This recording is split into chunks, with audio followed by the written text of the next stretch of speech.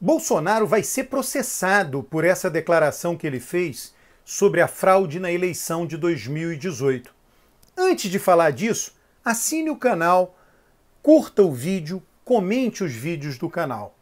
Bolsonaro, ele costuma dar declarações para tirar o foco do que realmente interessa, e muita gente cai na armadilha dele. Isso é uma coisa lá daquele Steve Bannon que ajudou a eleição de Trump, que fez parte do início do governo de Trump. É um método da confusão, um método da desinformação, inclusive, tanto para Trump quanto para Bolsonaro. O coronavírus é péssimo, porque é uma epidemia, é algo que a maneira correta de lidar é com informação correta, sem fake news. E a vida deles dois, não só deles, né, outros líderes, Salvini na Itália e outros em outros países, essa vida deles é toda baseada, a comunicação deles é toda baseada em desinformação constante.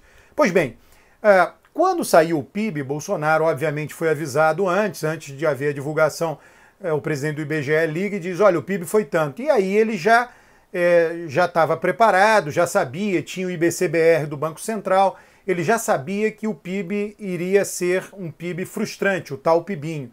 E aí ele contratou lá o comediante do Rio de Janeiro, lá o Carioca, e fez aquilo, e aquilo acabou se tornando notícia. Então o que ele fez? Ele procura tirar o foco. O presidente tem um enorme poder de pautar a mídia no Brasil, qualquer presidente, em qualquer época da história, em qualquer lugar do mundo, é assim.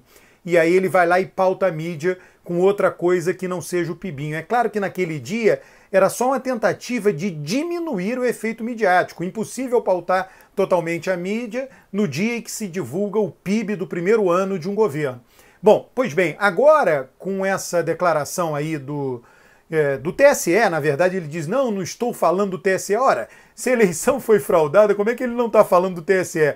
Quem é o responsável direto, indireto, o total responsável, 100% responsável pelas eleições no Brasil é justamente o Tribunal Superior Eleitoral. Então ele vai lá e diz o quê? Que as eleições, quer dizer, algo absolutamente irrelevante, ele ganhou a eleição, a diferença entre ganhar no primeiro e segundo turno não importa, é muito mais importante a diferença entre ganhar e perder, e ele ganhou a eleição. Ele vai lá e diz, não, a eleição foi fraudada, era para eu ter ganho no primeiro turno.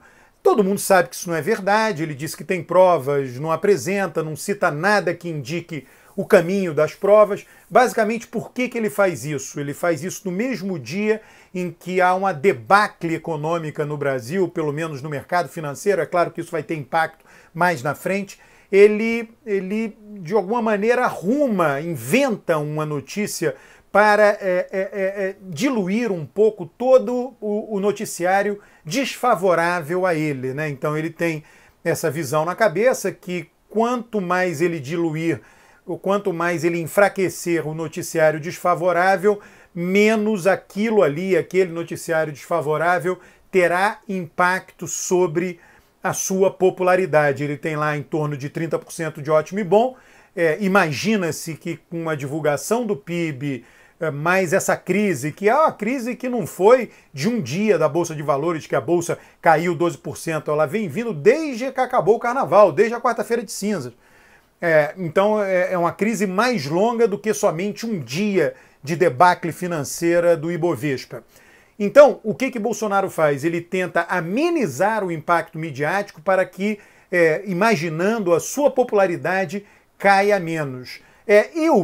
Como é que eu analiso, né, a opinião pública? E aí sugiro, né, que você veja a opinião pública desta forma também. Não fique na sua bolha. Eu tenho o privilégio de lidar com dados de opinião pública, fui educado colhendo dados de opinião pública, então eu sempre saio da minha bolha, eu escuto o que os outros têm para falar, as visões dos outros por meio de resultados de pesquisa, e que são diferentes da minha, né? São mundos sociais diferentes. Não, pois bem, então como o eleitorado, como a opinião pública, a gente está pensando em 100 milhões de pessoas, não estamos pensando em nós mesmos ou no pequeno círculo social em que a gente vive, ainda que tenha sido estendido pelas redes sociais.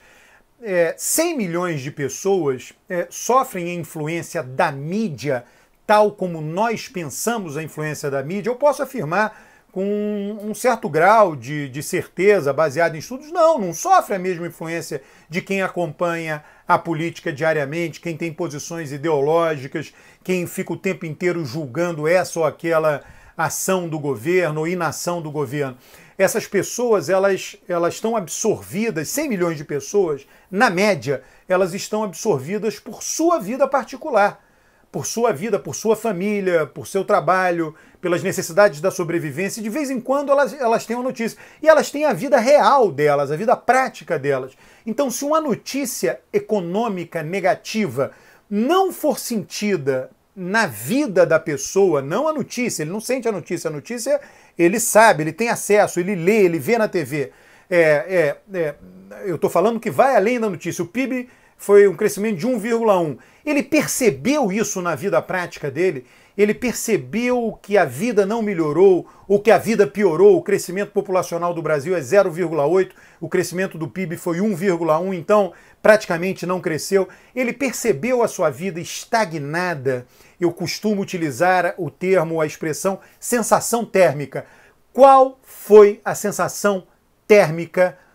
Ele sentiu a economia se aquecer ou a economia esfriar, ou ficar na mesma temperatura. Então a notícia não necessariamente terá impacto na pesquisa de opinião pública com a piora da avaliação do governo.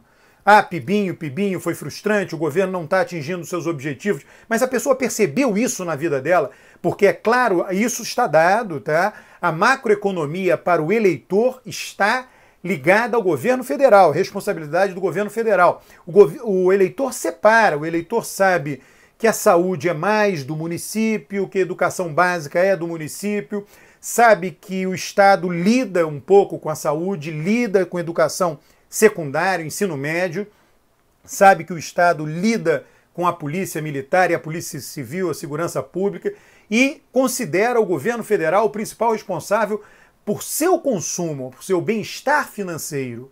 Tá? Então, basicamente, é isso que acontece. Isso eu posso falar de tudo que eu já pesquisei. Se você perguntar, o eleitor sabe. O nosso sistema, como toda federação, é confuso. O Estado cuida da saúde e da educação, o governo federal cuida da educação superior, o Estado do ensino médio, o município do ensino fundamental. Mas, de qualquer modo, o eleitor é capaz, na média, de diferenciar bem isso. Tá? O eleitor não é um tonto, como muita gente acha que ele é. Tá? Isso é uma visão errada e preconceituosa, é uma visão que não é baseada em informação real do eleitor. Pois bem, pode ser que quando sai alguma pesquisa de opinião, pode ser que a avaliação de Bolsonaro não piore.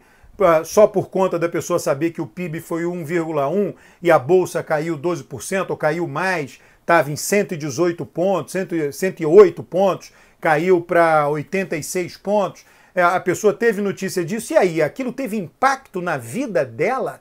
Teve impacto real no bem-estar dela? Se não teve, a popularidade não cai. Tá? E a má notícia pode vir agora e o impacto negativo real pode vir mais adiante. E aí, mesmo que não tenha uma má notícia adiante, a popularidade vai cair adiante. Tá? Então, é isso que é necessário ter em mente. Agora, Bolsonaro está lidando com o quê? Com um noticiário. Tá? O noticiário de um lado e os fatos reais da vida da pessoa no outro. As pessoas acham que Bolsonaro... Quais foram as duas principais promessas de Bolsonaro? Pesquisa de opinião, tá? Que os eleitores atribuem ter votado nele por conta disso. Combate à corrupção e redução da violência. Tá? A redução da violência, a percepção de violência, tem um dado muito interessante. Séries históricas dos Estados Unidos, 20, 30 anos, mostram a redução da violência e mostram o aumento da percepção que a violência aumentou. Tá? Então, a percepção da violência nem sempre caminha junto com a redução da violência. Por isso é um tema muito complicado para os governos lidarem. A percepção da corrupção pode ser diferente. Quer dizer, o noticiário de corrupção, a mídia, falava muito mais de corrupção na época da Operação Lava Jato do que fala hoje, o que não significa que a corrupção de fato tenha diminuído. Mas o eleitorado percebe assim, o que importa nesse caso são as percepções do eleitorado. Percepção do eleitorado positiva com relação ao governo, diminuiu a violência, diminuiu a corrupção.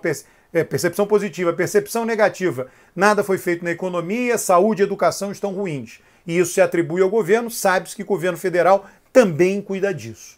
Tá? Então é só para que vocês entendam, só para que você entenda a estratégia de comunicação de Bolsonaro e por que isso pode não dar certo, porque as pessoas avaliam um governo mais em função do que realmente acontece na vida delas do que em função do noticiário.